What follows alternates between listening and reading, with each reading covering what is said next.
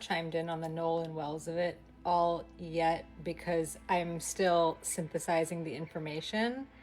But I just watched a video. It is midnight. I just finished a workout and something clicked. I watched a video that made something else click that I watched earlier today, and that's this.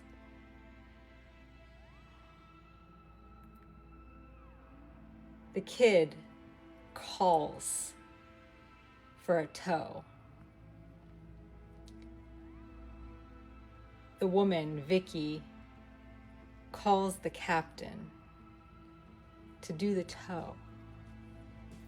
And she says, this kid's grandfather, this Jerry Ackerman, is a member. Before she says the guy's name, the captain says, Jerry?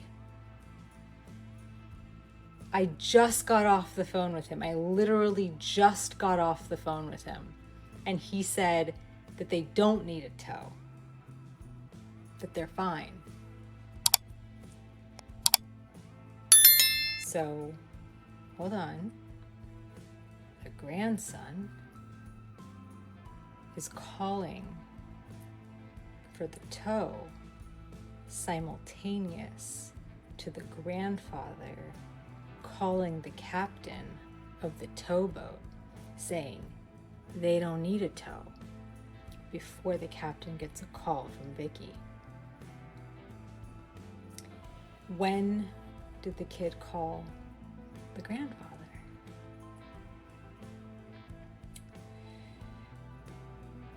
While the boat is sinking? He called grandfather for what could grandfather possibly do for you? He called the grandfather for advice. What the fuck do we do? This kid's dead. Grandfather said, you gotta make a fucking trail. That you tried to get help. There was an accident. Something happened. The boat's going under. Okay, it's a boat. Call. So there is a recording of you trying to get help for something. And we'll figure it out later. I think that their story has evolved. But that was what the grandfather thought of then, to create a timestamp in history of what was happening, what they were doing, where they were, and that there was a completely different emergency happening, nothing to do with Nolan, okay? And the grandfather did not want to get billed for this tow, and obviously didn't want the captain to go and happen upon whatever the fuck's going on, so he preempts the emergency call to the captain and says, hey, you might get a call, but they don't need it. I walked them through it, it's fine. It was an alibi advised by the grandfather. You remember the Murdoch documentary series? You remember that, right? You remember when his son killed a girl in a boating accident, right? And how they completely jumped into action immediately without skipping a fucking beat to do a cover-up. They all get back, they all wipe all of, in unison, all wipe their social media. Why would you have to do that? Well, why the fuck would you have to do that? If you left him on the island, why are you deleting all of your social media? Another thing. I couldn't imagine that they want to get underage drinking on camera. So what they had articulated to me, that it wasn't abnormal for people not to snap and not to do a lot of pictures and things like that, because they were focused on But you being told me off of the they main showed man. you pictures and videos. Yeah, so but they it's did not take uploaded. pictures and videos. No. It's not a lot of pictures, and they weren't uploaded. Shut the fuck up, Brandon, because he is spinning his wheels here, trying to convince Nancy that the boys were telling the truth. They let me see their videos on their phones. And that, of course, they wouldn't want to film themselves drinking. They all film themselves drinking. No, but they wouldn't upload it onto Snap. Here's why he just fucked up. The mother one of the first days after this all happened, the mother said, we wanted his phone because he had snapped and we wanted to see the snaps that he had snapped. And the snaps were deleted. So she had seen his snaps. The whole point of Snapchat is that you are able to post things that maybe you don't want a record of, but at least everyone knew you were having fun. The stuff deletes. You know if someone screenshots it. So he had absolutely snapped. They wanted to go into his phone, into his account, because you can see your historic snaps, and those were gone. And today, Crump, the family via Crump, subpoenaed Snapchat and Meta. Why would they do that if they didn't abso-fucking-lutely see his snaps that those fucking kids deleted? And this fucking Brandon Tatum is helping them cover it up. Fuck you. Ew. Ew, Brandon Tatum. Anyway, those are my thoughts right now. I think it's obvious to us all what the fuck happened. 2 tracking apps, 1 phone, 2 different stories about where it had been. That's not a rumor. That's not a theory from a comment section. That is something Nolan Wells' own mother says she saw with her own eyes when she finally got her son's phone back. Life 360 telling her one history, Snapchat telling her another, on the exact same device, from the exact same night. Since then, 5 subpoenas have gone out. A sheriff's office has asked the public for footage on the condition that it be unedited. And a district attorney's office put a promise in writing that, as of this recording, it has not kept. Tonight we're not chasing theories. We're doing something almost nobody covering this case has done. We're laying every claim next to the record and asking one question only: does it match? File open. Before we get into it, if you're new here, we track this case the same way every single week. Slow, sourced, and separated from the noise. Type the word file in the comments right now so I know you made it to the start of this one, because by the end you're going to want to go back and check it. And if you're one of the people who's watched 3 or 4 of these updates but never actually hit subscribe, that's most of you, actually. Our numbers tell us we've got a lot more people watching than we do people subscribed. Go ahead and fix that now. It costs you nothing, and it means you don't lose this thread the next time something breaks. Alright, let's open the file. Before this became a case number, before subpoenas and grand juries and sealed autopsy reports, it was a life. And it's worth spending real time here, because everything that follows only matters because of who was lost. Nolan Xavier Wells was 18 years old, from Ocean Springs, Mississippi, one of 6 children raised by Christine and Elmore Wansley. Football wasn't a hobby in that house. It was closer to a language the whole family spoke. At Ocean Springs High School, Nolan played multiple sports, but it was on the football field where he stood out most. His coach, Jake Bramlett, later said Nolan carried himself with humility, that he led by example, not by volume, and that other players followed his actions more than his words. His principal, Dr. Jacob Dykes, remembered him as one of the kindest, hardest-working students to come through the building. Christine has told one story publicly more than once, because it seems to capture something true about who her son was. In a math class, there was a special needs student in the room. When the teacher asked a question, before anyone else could jump in, Nolan quietly got the rest of the class to put their hands down, so she could answer on her own, without feeling rushed or overshadowed. When she got it right, he led the celebration. Not as a performance. Because he meant it. Her teacher emailed the family afterward just to tell them about it. I always told Nolan, you have to be careful when you have a heart that big, Christine has said, because it's not always returned that way. But he was genuinely a good person. All the best parts of me are with him. After high school, Nolan enrolled at Southwest Mississippi Community College, roughly 2 hours inland, where he walked on as a freshman wide receiver, number 16, 6'1", 185 pounds, majoring in general business. He'd just finished his first year on campus. He was due back for summer training camp on Monday, July 6th, to start preparing for his first full season. That deadline matters. It tells you exactly what this trip was supposed to be. Not an open-ended summer blowout, a short, ordinary break before the real work of the season started again. Independence Day fell on a Saturday.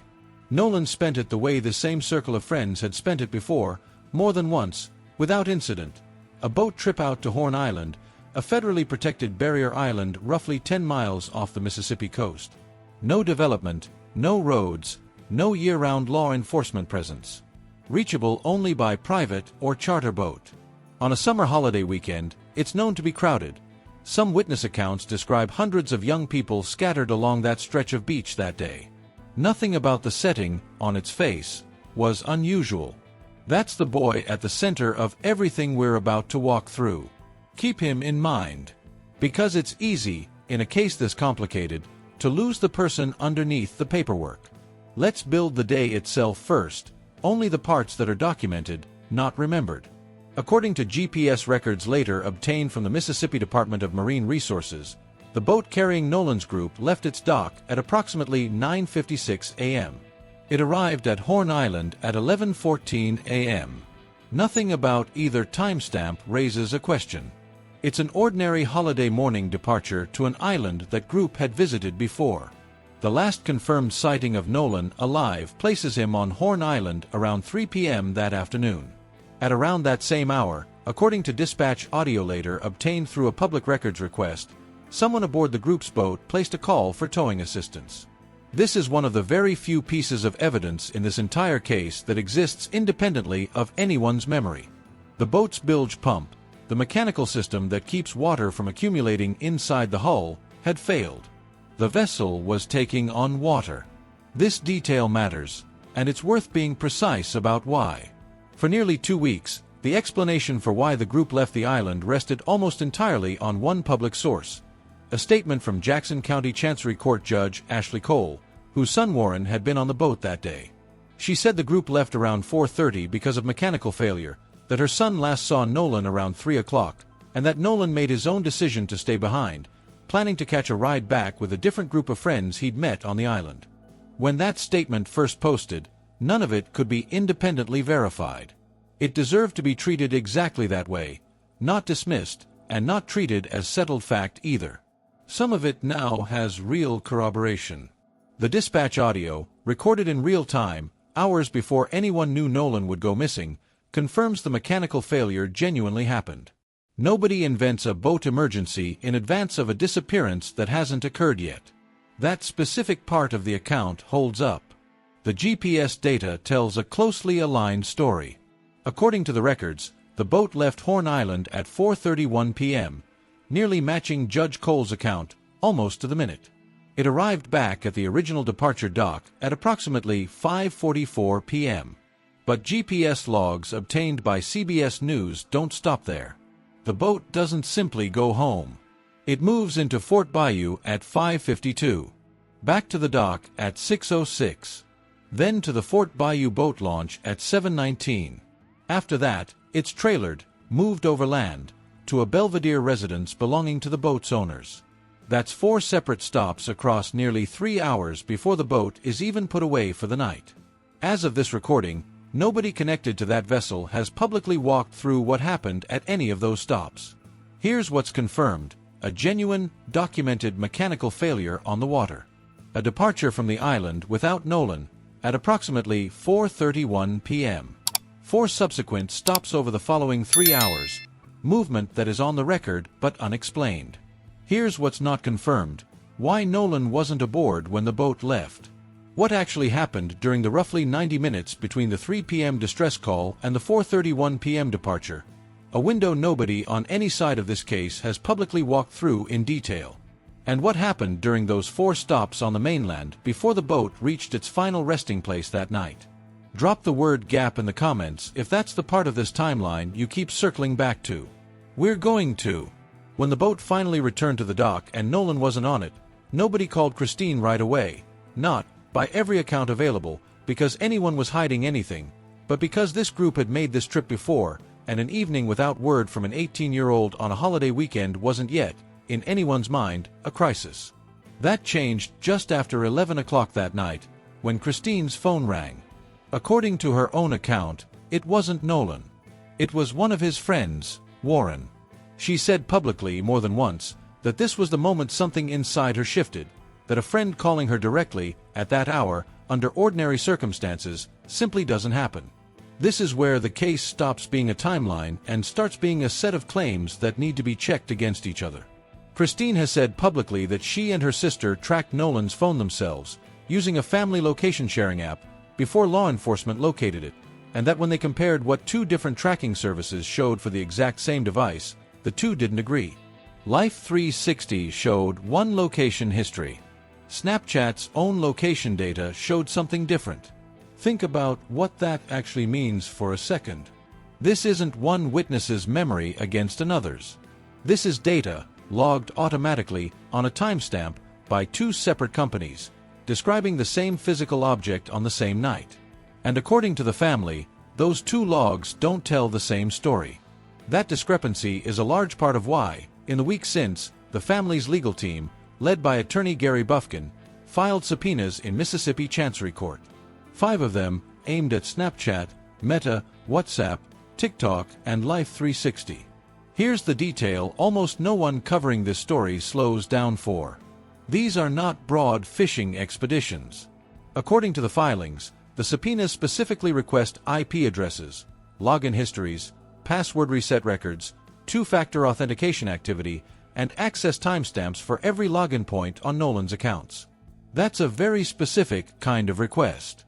It's not asking, what did the account post? It's asking, who logged into this account, from what device, from what location, and exactly when. Every one of those platforms stores that information server-side, meaning it exists on the company's own servers, independent of whatever happens to the device itself. Clearing content off a phone screen doesn't touch it. Christine has said that when she and her sister finally accessed Nolan's phone, both of his Snapchat accounts were completely empty. No saved photos, no saved videos, even though, by her account, Nolan reliably documented outings like this one, and even though that kind of content should typically still have been retrievable within the app's normal 24-hour window. Some text messages appeared to be missing as well. None of that, on its own, proves anything about who did what. People clear their phones for all kinds of reasons that have nothing to do with a crime. But here's what matters for understanding the rest of this case. Whatever was deleted from the screen of that phone is not necessarily gone. Forensic extraction can often retrieve information off a device long after someone believes it's permanently erased. And separately, this is the part the subpoenas are built around. Server-side records exist independently of whatever survives on the device. Whoever cleared those Snapchat accounts erased what was visible on a screen. They did not erase what's sitting on a server in a data center somewhere, with a login timestamp attached to it. That is exactly where those 5 subpoenas are aimed. There's a detail in the public record that's easy to read past, and it shouldn't be. When investigators put out a public call for footage from Horn Island on July 4th, they didn't just ask for photos and videos. According to that request, they specifically asked for original, unedited photos and videos, particularly anything depicting alleged altercations or containing images of Nolan Wells. Sit with that word for a second. Unedited. Law enforcement doesn't usually specify that a piece of evidence needs to be unaltered unless they have some reason to believe that altered versions are already circulating. That single word choice tells you something about what investigators were already contending with by the time they made that request public. A media environment where clips were being cut, captioned, slowed down, and passed around long before anyone with a badge had verified where they came from or what they actually showed. That's not a small thing in a case like this one. We'll come back to exactly why in a few minutes, when we get to the video that's caused more confusion in this case than almost anything else, the one where a voice can be heard demanding a phone back. Let's stop here and lay out exactly where this case actually stands, before we go any further. This is going to update as we go, so pay attention to what's on this list right now, because part of it is about to change. Confirmed. The boat's documented departure at 9:56 a.m. and arrival at Horn Island at 11:14 a.m. A genuine, independently corroborated mechanical failure and distress call at approximately 3:00 p.m. A departure from the island at 4:31 p.m. Without Nolan aboard, 0.4 additional stops on the mainland across the following 3 hours before the boat was put away. Christine's account of a discrepancy between two location tracking services on Nolan's phone. 0.5 active subpoenas targeting server side. Login and access data from major platforms. A sheriff's office request specifying unedited footage. Unconfirmed, why Nolan wasn't aboard the boat when it left the island. What happened during the roughly 90-minute window between the 3 p.m. distress call and the 4:31 p.m. departure? What occurred during any of the 4 mainland stops between 5:44 p.m. and the boat being trailered that night? Whether anyone other than Nolan accessed his social media accounts, and if so, when and from where? A question the subpoenas exist specifically to answer. Cause and manner of death, pending release of. Sealed findings we'll get to shortly. That's the board as it stands. Oh, these little liars. I told y'all that Jax was the ringleader. I told y'all. He sat in this interview and he was telling stories about shit that he wasn't even there to witness. So let's break down some of the stuff that I heard in this interview. Let's start with Warren's first phone call, because y'all will remember that Warren said that he was over at Ava's house for that 4th of July party when they all started realizing that Nolan was missing, and he called Miss Christine at 11 o'clock. One of the first things I told Miss Christine Wells in the first phone call that ever occurred with anything to do with Nolan Wells being gone, because I was the first person to call Miss Christine about anything. First phone call, anything to do with Nolan Wells, was me making a phone call to Christine Wells. And one of the first things I said to her, with multiple witnesses here, pull up the phone call if you want. She said, oh, well, Nolan's location is with y'all at, where the house we were at. And I was like, well, no, he left his phone with us. I told her this. And yesterday, the same time that this interview came out, Christine Wells said this. 360 says that he's on land, and he was like, well, no, I mean, we have his phone. So both versions of the story say that Warren didn't tell her about the phone until after she confronted him with the 360. Now, Warren tells Miss Christine that he knows somebody in the Coast Guard and that he's going to call them, which is very fucking different than calling the Coast Guard, which absolutely explains why the Coast Guard came out and said at first that they had not received a call from the kids that night. The Coast Guard's initial statement said they weren't informed until 12:30. Then the Coast Guard later changed their story and said, oh wait, actually we did. And it seems to me that that first call was most likely an off-the-record to a friend kind of deal, which means these people freaked out and didn't call the Coast Guard until after all these people showed up at Jax's house. Which would explain why in the course of this interview it went from Warren called the Coast Guard to we did. Now, when the subject turns to how the family got the phone back from these boys, you'll notice that there was a couple slip-ups. Warren, you weren't at the house, and so you weren't there when they came to get the phone and all that. So now remember, Warren just said that he wasn't at the house when the phone was got. And then Morgan talks about getting a phone call from one of the people in Christine Wells' group. And how did they get the phone back? So I got a call from a kid we went to high school with.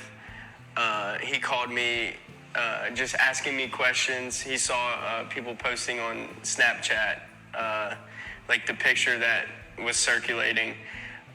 Except this picture wasn't posted until July 5th. Well, how could this picture have been circulating on Snapchat that night? But let's continue. And he called and he was asking questions. He was like, where's Nolan?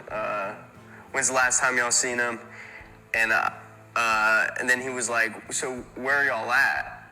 And I told him, I said, we're at Jax's house. And then Warren got on the phone, and I don't know. So they come to my house, right? And they kind of Hold on, before we get there. Was it confrontational or was it just just trying to find? It was confrontational already. Wouldn't y'all agree? He was 110%. He was very confrontational. And when did was this on the night of the 4th or the next day? This was the night when this was before they came and got the phone. So this is the night of the 4th, yes. You guys are missing a part of the story. How did you get from Ava's house to Jax's house? Because Miss Christine is watching you guys on the Life 360, so suddenly she's seeing the phone leave one location and go to another. Of course I would be upset. And now all of a sudden Warren is there when the phone stuff starts happening? He's listening to the phone call? Now I need y'all to remember that Warren also said that the phone was in his truck on the first conversation, as we have from this report. Meaning if we were to believe Warren that he was not there when everybody showed up looking for the phone at some time in between 11 and 1 a.m., so then that would mean after they heard this angry phone call, Warren gets the phone out of his vehicle and puts it in Jack's house, and then leaves. And there's probably like 10, 15 people in my house I don't even know.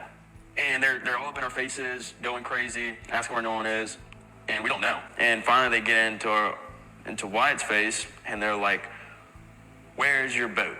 Where's the boat at?" Demanding his address. Demanding his address and stuff like that. And he finally ends up giving it to him. We give them the phone. They have the phone at this point. Then they get the address to his house. Then they go to his house. And they're searching all over his boat, what I heard and stuff like that. Well, anyways, I don't really know much about that, but they come back to my house at around 1 o'clock in the morning. We called law enforcement. I was with Wyatt at the time after we left Jackson's house that night. I was with Wyatt, and one person we were with saw that their location was headed towards Wyatt's house. And so Wyatt got on the phone with 911 and was like, "Hey, these people are on the way to my house, or already at my house. My mom and my dad are there alone, and they know nothing about this." But Wyatt's mom actually, when they were looking at the boat, they were actually walking from the boat, and she came out and started talking to them.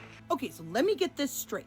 Wyatt, Morgan, and Jax were all together. Warren was gone for some reason at this point. 10 to 15 people just barge into your house. Don't know why your grandparents weren't around. That might explain some things, huh? Guess y'all had the house all to your fucking self that weekend. But then they ask Wyatt for his address so that they can go look at the boat. Wyatt gives them the address. They start heading over there. Wyatt and Morgan get into a car and leave Jax's house. Somebody else that you were with that we aren't hearing about is tracking someone else's phone. I don't know if it was somebody who was with the group that they had access to, or if they were tracking Nolan's phone and they saw it was heading to Wyatt's house. And even though Wyatt gave them the address, and instead of calling his parents, he calls 911 and tells them, "My parents don't know anything about that's going on. Can you send police over there?" Now, mind you, it was about half an hour after being on the phone with Warren that Christine was able to actually call and report him missing. But she was having to go back and forth and go down to all these different agencies because nobody would fucking help her. And frankly, I want to know why all of this confrontation was left out of the fucking report. Like, if this family had to be removed from 2 different properties by the police,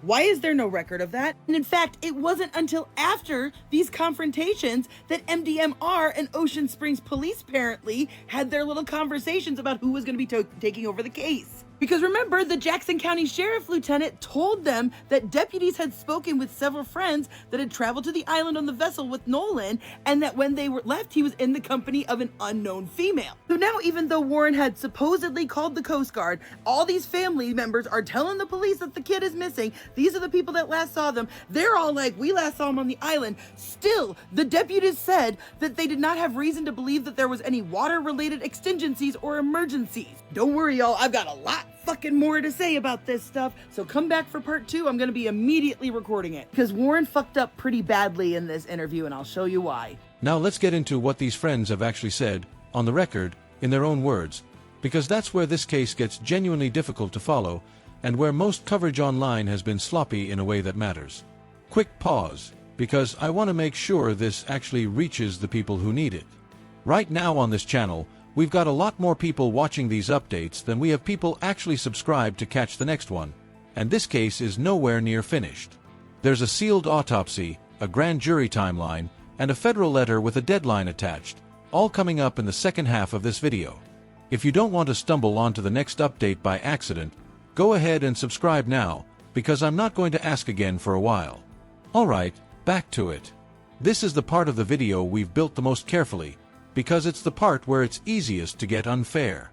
So here's the rule we're going to follow for the rest of this section. We are not evaluating whether these young men are likable, or whether their story sounds smooth, or whether the internet has decided it doesn't trust them. We are taking specific sentences they have said on camera, and checking them against a specific, dated, independently existing record. Nothing more than that. Start with Warren, and start with the very first phone call. Warren has said publicly that he called Christine at 11 p.m., and that in that first call, he told her, quote, that Nolan had left his phone with the group. He's described this as one of the first things he said, with, in his words, multiple witnesses present. Now check that against Christine's own account of the same call, given separately, on a different platform. In her telling, when she asked where Nolan was, Warren initially told her that Nolan's location was showing with the group, and it was only after she pushed back, telling him she could see on Life 360 that the phone's location didn't match where he was saying Nolan was, that he then told her, "Well, we have his phone." Both versions exist on the record. Both come from people who were on that same call. And in both versions, this is the important part, the sequence is the same. Warren does not volunteer the phone. Christine has to raise the location discrepancy first, and only then does the phone come up. That detail is consistent across both accounts, even though the two people describing it disagree about exactly how it was phrased. Next, the Coast Guard. Warren has said that he told Christine, on that same call, that he knew somebody in the Coast Guard and that he was going to call them. Notice the specific language there, knew somebody in the Coast Guard, going to call them personally, which is meaningfully different from placing an official emergency call to the Coast Guard's dispatch line. That distinction lines up with something that actually happened publicly and on the record. The Coast Guard's initial public statement said they were not informed of a missing person until 12:30 that morning. That statement later changed, with the Coast Guard subsequently confirming they had, in fact, received earlier contact. Two official positions on the same question at two different points in time. If Warren's first contact really was an informal call to an acquaintance rather than a formal report, that would explain both things at once. Why the Coast Guard's first public answer said no contact until 12:30, and why that answer later changed once someone checked further back. Now, the phone handoff, and this is where the group's own accounts start to diverge from each other, not just from the family's account. In one interview, Warren states plainly that he was not present at the house when the phone was retrieved by Christine's group. In a separate interview, given around the same time, Morgan describes getting a phone call that night from someone connected to Christine's circle, describes that call as confrontational, and describes Warren being present and getting on the phone during that same exchange. Those two accounts cannot both be describing the same version of events accurately. Either Warren was there for that phone call, as Morgan describes, or he wasn't, as he himself has stated. That's not a matter of interpretation. That's a direct factual conflict between two friends describing the same night. There's a second detail worth flagging in that same section of the interview. Morgan describes the caller referencing a photo that was already circulating on Snapchat that night, the night of July 4th. But the photo widely discussed in this case, and later confirmed through metadata by Outside reporting to have actually been taken on June 27th, a full week before the trip, wasn't reported as circulating publicly until July 5th, the following day. If that's the same photo being referenced, the timeline doesn't hold up. If it's a different photo, that's never been clarified publicly by anyone involved. None of this proves what happened to Nolan. It's important to say that plainly and mean it. What it does show is that the friend group's own accounts of that night, given separately, without apparent coordination, months apart in some cases, do not fully agree with each other on basic sequencing. Who was where? Who said what to whom? In what order? That matters for one specific reason, and it's not the reason a lot of true crime commentary online has jumped to. It doesn't tell us anyone caused Nolan's death. What it tells us is that if this case does go before a grand jury, and as we'll get to, it's already scheduled to, inconsistent accounts among witnesses are exactly the kind of thing prosecutors and defense attorneys spend real time on, because juries notice them too. If you caught the discrepancy between Warren's account and Morgan's account before I pointed it out, genuinely, if you were already sitting there thinking, wait, those don't match, drop the word "caught" in the comments. I want to see how many of you are tracking this as closely as I think you are, because that detail took our team multiple passes through both interviews to nail down cleanly, and it's exactly the kind of thing that's easy to miss on a first watch. There's one more piece worth isolating, because it's smaller than the others, but it's a contradiction that exists entirely within one person's own statements across two separate interviews, which makes it a different category of problem than a disagreement between two different people. In discussing why it was hard to reach anyone from Horn Island that day, Warren has described trying to call his mother 8 separate times, attributing the difficulty to poor service, either on his end or, in his words, because she was on the back side of the island, on the south side. In a separate, earlier interview, he described calling his mother from the island without difficulty, a normal, uneventful call. Those are two different descriptions of the same category of act, reaching a parent by phone from Horn Island that day, and they don't agree with each other. One version says it was easy. The other says it took 8 attempts and unreliable service. We're not going to tell you which version is accurate, because we don't know, and neither does anyone covering this case from the outside. What we can tell you is that this is exactly the kind of question cell tower records answer definitively. Call logs and tower pings don't have a memory problem. They either show 8 attempts or they don't. They either show a call connecting cleanly or they show a dropped signal. That data, if it's been pulled as part of the forensic phone analysis both sides have confirmed took place, already has an answer sitting inside it. It has not been made public. No detail in this entire case has been more distorted online than the conversation around Katie McCormick, the young woman Nolan spoke with in his final confirmed hours on that beach. So let's slow all the way down here, because the gap between what she's actually said and what's been repeated about her online is enormous. According to Christine, she and Katie eventually sat down together, face to face, not through a relative, not through a second-hand post, but directly. And Christine has said plainly that what Katie told her does not fully match the account she'd been hearing from the friend group. Here is Katie's actual position, as relayed by Christine, and it is far more limited and more careful than most of the public conversation around it. Katie and Nolan met that day, spent time together, and eventually parted ways. Katie got back on a boat with her own friends, separate from Nolan's group. She assumed, based on what Nolan told her, that he was heading back to rejoin his own friend's boat. The detail that matters most, Katie never actually saw Nolan get on that boat. She assumed it, based on what he told her. She did not personally witness him rejoining his friends. That is a meaningfully different kind of statement than a direct eyewitness contradiction. It's the difference between, "I watched him walk away and get on a different boat," and, "He told me his plan, and I had every reason to believe he'd follow through on it." Both can be true at different moments, if something changed between the conversation and whatever happened next. Now here's where it gets genuinely worth your attention. Warren, in one interview, states that 5 people heard him yelling for Nolan to get back on the boat before it left. A specific number, 5, and in that same account, describes Nolan as sitting with Katie at the moment that yelling took place. If that's accurate, Katie would have been positioned close enough to witness the boat's departure and the group calling for Nolan directly. But nothing in Katie's account, not through Christine, not through Katie's own family's public statements, has ever confirmed that she saw the boat leave or heard anyone calling for Nolan. That is a direct, checkable conflict, not between Katie and the friend group generally, but specifically between where Warren places her in his own account and what her own account says she witnessed. One describes a scene at the center of the moment. The other doesn't describe witnessing that moment at all. Drop the word assumed in the comments if this is the first time you're hearing that distinction laid out clearly, because "he told her his plan" and "she watched him carry it out" have been treated as the same claim across a huge amount of coverage on this case, and they are not the same claim. We're deep in the file now, and there's still the sealed autopsy, the boat call itself, and a federal deadline still ahead, so if you've made it this far, do us a favor. This channel genuinely runs on people converting from viewer to subscriber, and right now that ratio is lopsided in a way that means a lot of you watching this will never see the update when it drops. Hit subscribe, turn on notifications if you want to be first, and let's keep going.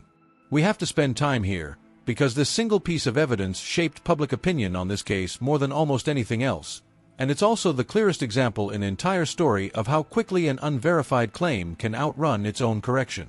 Early in this case, a short video began circulating, filmed from a boat, panning across a crowded stretch of Horn Island. In it, a voice can be heard, something close to, "Give me my freaking phone, what are you freaking doing?" Attorney Ben Crump told multiple outlets, in the case's early days, that his team believed that voice belonged to Nolan. For a large portion of the public watching this unfold, that claim was treated almost instantly as confirmed fact. It became one of the single most repeated details of the entire story. It has since been directly disputed. Tristan Shepard, a friend who's spoken publicly about that day, came forward to say the voice on that video is his own, from a completely separate, unrelated altercation with someone else, and that Nolan isn't even shown in the footage. He's described being physically calmed down and helped off a boat during that altercation, and said Nolan was nearby in the water, out of frame, at the time. At a later press conference, when a reporter pressed Crump directly on whether the voice could actually be confirmed as Nolan's, his answer was noticeably more careful than it had been earlier in the case. The original claim, he said, came from one witness. Since then, another witness has come forward disputing it. His team, he said, now has audio experts working to determine, if possible, whose voice is actually on the recording. As of that press conference, the question remained unresolved. Crump also said something worth repeating in full, because it's a genuine, meaningful, on-the-record correction. Going forward, his team would be more careful to frame single witness claims explicitly as claims. This is what a witness told us, rather than presenting them as confirmed fact. That is a real walkback from the family's own legal team, on one of the most emotionally loaded details in this entire story. And if you're only now hearing that it happened, you're not alone, because the original clip and the original quote still circulate constantly online as though they were never revisited. This is exactly the kind of thing that Sheriff's request for unedited footage was almost certainly built to address. Once a piece of raw video like this one starts getting clipped, captioned, slowed down, and re-uploaded across a dozen platforms, tracing it back to an unaltered original becomes its own investigative task, separate from figuring out what the footage actually shows. Drop the word revisited below if you didn't know that correction had happened until just now. There's a specific moment in the 911 call placed that night that deserves more attention than it's gotten, and it doesn't require speculation to walk through. The recording itself is the evidence. The dispatcher asks how many people are on the boat. The caller answers, about 7.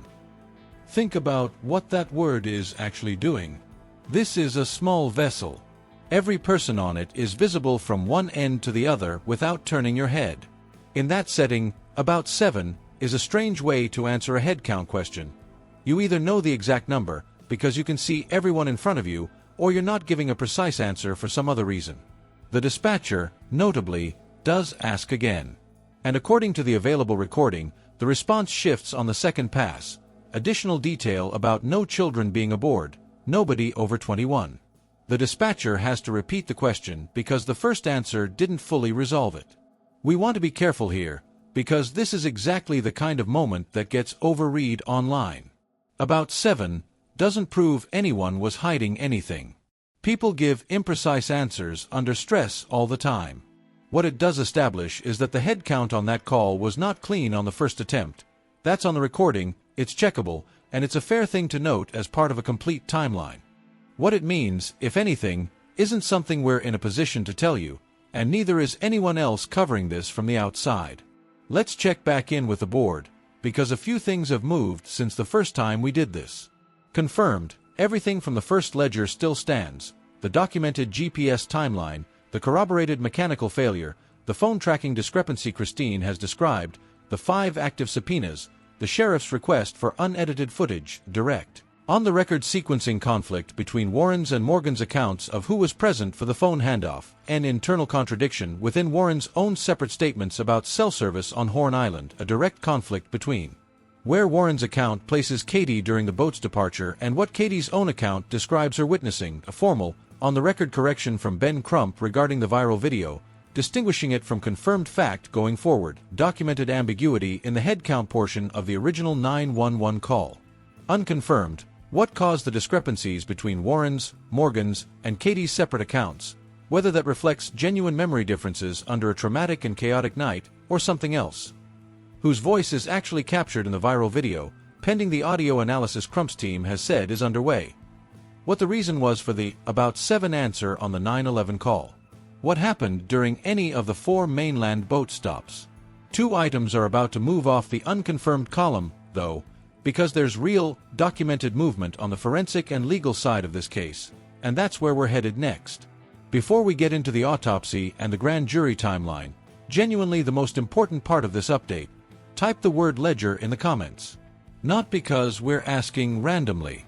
It's because from here forward, everything we cover either belongs in the confirmed column or the unconfirmed column, and I want you locked into that mindset before we go further, because this is exactly where most coverage of this case falls apart, treating unconfirmed as confirmed the second it sounds compelling enough. Here's something that deserves far more attention than it's gotten, and it comes directly from the friend's own legal representation on the record. Their attorneys have confirmed publicly that their clients voluntarily submitted their phones for full forensic analysis. Not a casual look, but a complete forensic phone extraction, including location history, cell tower data, and deleted message recovery, conducted with law enforcement involvement. That's a significant fact, and it cuts against the version of this case that treats the friend group as uniformly uncooperative. Voluntarily submitting a phone for full forensic extraction is not a small thing. It's not the same as declining an interview, and it's not the same as lawyering up in a way that stops information from flowing. It means that, right now, sitting inside a completed forensic report somewhere, there is very likely an actual answer to several of the exact questions this video has spent the last half hour laying out. Whether Warren made one call to his mother or 8. Exactly when the phone's location data moved, and which device was carrying it at each point. Exactly when the first contact toward the Coast Guard occurred, and through what channel. Whether anyone other than Nolan accessed his social media accounts, and if so, from where. That data, according to what's been confirmed publicly, already exists. It has not been released. The same is true of the state's autopsy. It was conducted at the Mississippi State Medical Examiner's Office. It is complete. According to statements from the District Attorney's Office, it is currently sealed. The independent autopsy, conducted separately by Dr. Roger Mitchell and funded in part by Colin Kaepernick, has run into a specific, documented obstacle. The pathologist has said he could not make a full determination because the organs necessary for that determination were not made available to him during the original examination. On July 29th, according to the family's legal team, the district attorney's office committed in writing that Dr. Mitchell would be given the opportunity to examine the retained tissue before any grand jury testimony takes place. The family's attorneys say they followed up formally after that commitment, offering 3 available dates and stating they were prepared to move forward promptly. As of this recording, August 15th, that examination has not taken place. We want to be exact about what that is and isn't. A written commitment from a district attorney's office is not an informal promise. It's a documented position, with a specific action attached to it. 3 weeks of no movement after a formal follow-up isn't automatically evidence of bad faith. Institutions move slowly for all kinds of mundane reasons, scheduling conflicts among them. But it is, at minimum, a gap between what was promised in writing and what has actually happened, and it's fair, it's necessary, honestly, to name that gap plainly while it remains open. There are 2 more pieces of this that have real dates attached to them, and both are worth understanding clearly, because both get flattened online into something bigger than what they actually are. First, the grand jury. The Jackson County District Attorney's Office has confirmed that once the Sheriff's Office concludes its investigation, this case will be presented to a grand jury. The family's attorney has told NPR that this process could convene within roughly 30 days. It's worth being precise about what a grand jury referral actually means, because it gets misunderstood constantly. A grand jury referral for an unnatural or suspicious death is standard procedure in this county. It does not, by itself, mean criminal charges are coming, and the district attorney's office has stated directly that authorities have not indicated, at this stage, that this is being treated as a criminal investigation. It's a panel that reviews whatever evidence prosecutors choose to present and decides whether there's enough to support moving forward. It is not a trial. Second, the federal letter. The Congressional Black Caucus has sent a formal letter to the FBI requesting a full federal investigation into this case, and has given the Bureau 7 days from the date of that letter to respond. That is a real, documented, dated action, a sitting body of Congress formally requesting federal involvement, with an explicit response deadline attached. What that letter will actually produce, expanded federal involvement, a formal response declining further action, or something in between, is not something anyone can responsibly predict right now. What we can tell you accurately is that it happened, when it happened, and what it asked for. Everything past that point is speculation, and we're not going to pretend otherwise just because speculation gets more views. Here's where we bring all of this together, because a lot of individual details can start to feel like proof of something once you stack enough of them next to each other, and that feeling is worth being honest about, on both sides. What's genuinely, documentably true? There is a real discrepancy between 2 tracking services on Nolan's phone, described directly by his mother. There are real, on-the-record inconsistencies between separate friends' accounts of the same night, not one, but several, spanning who was present for the phone handoff, how difficult it was to make calls from the island, and where Katie was positioned relative to the boat's departure. There is a real, formal correction from the family's own attorney regarding the video that shaped so much of the public narrative around this case. There is a real gap between a written commitment from the district attorney's office and what has actually happened since. There is a real forensic phone analysis that's already been completed and not released. There is a real sealed autopsy. There is a real federal letter with a real deadline. What's not true, and what we're not going to tell you, that any of this proves what happened to Nolan Wells, or that it proves wrongdoing by any specific named person. It doesn't.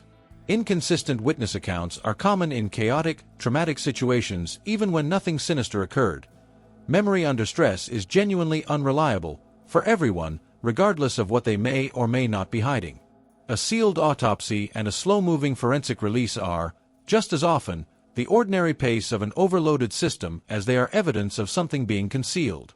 The honest position, the only responsible one, is the one this family has stated themselves, in almost identical language, independent of how any individual piece of evidence eventually resolves. Christine has said it plainly, not a predetermined conclusion. Just the same respect that would be given to anybody else. A full, honest accounting of what happened in the water, and in the hours immediately after, delivered with the same urgency any family would expect if it were their own son who didn't come home. That's not a small ask.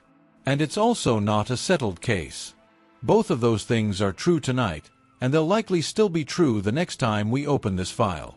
If you've stayed with us this entire file, every timeline, every contradiction, every sealed document, you already know more about the actual checkable state of this case than most of what's circulating online right now.